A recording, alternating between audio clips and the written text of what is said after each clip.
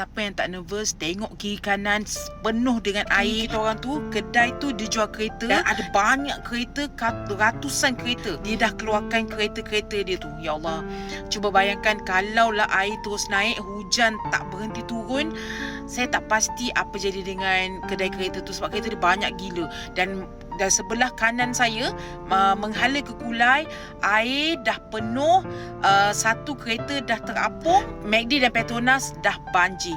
Air dah, saya rasa dapat pinggang. Semalam sungguh saya cakap korang, memang situasi sangat mencemaskan. Kami nak pergi ke majlis berbuka puasa, jalan jam teruk sangat-sangat. Kalau what if kereta tu minyak habis, dan juga kita orang stuck dan air makin naik. Ya Allah, itu saya sangat 10 meter juga banjir. Dan kita orang, nasib baik kita orang naik kereta ni, jadinya kita orang langgar juga, kita orang redah juga, Alhamdulillah. Tapi nak bagi tahu dengan korang, apa penting untuk kita check apa, waktu kita nak keluar, waktu tengah hujan, okay, whatever, apa pun, kemana kita nak pergi sebelum keluar. Yang kita perlu get ready adalah, yang pertama, pastikan minyak kereta penuh. Okey, sebelum kita bergerak, isi minyak dulu. Start dekat jam.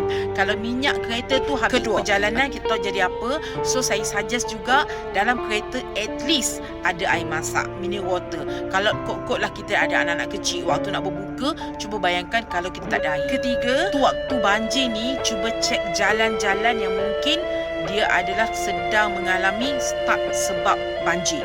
Okey, kesilapan kita orang adalah kita orang buka Waze tau, tapi Waze tu dia tak ada bagi tahu kena banjir. Waze tak bagi tahu. Kenapa sekarang ni TikTok sangat praktikal. Okey, kau pergi buka TikTok, tengok siapa yang tengah live. Memang ada. Semalam saya sendiri buat live, waktu banjir saya buat live, dan saya pun sendiri tengok apa terjadi dekat depan melalui live TikTok. Depan saya tu pun dia pun stuck dekat jam. Cuba bayangkan semalam ada yang stuck dekat jam 3 ke 4 jam. Kesian korang yang minyak tak ada, yang nak berbuka. Masya Allah. Kita terus berwaspada. Kita sama-sama mendoakan semua urusan kita dipermudahkan, insya-Allah. Pray for us, banjir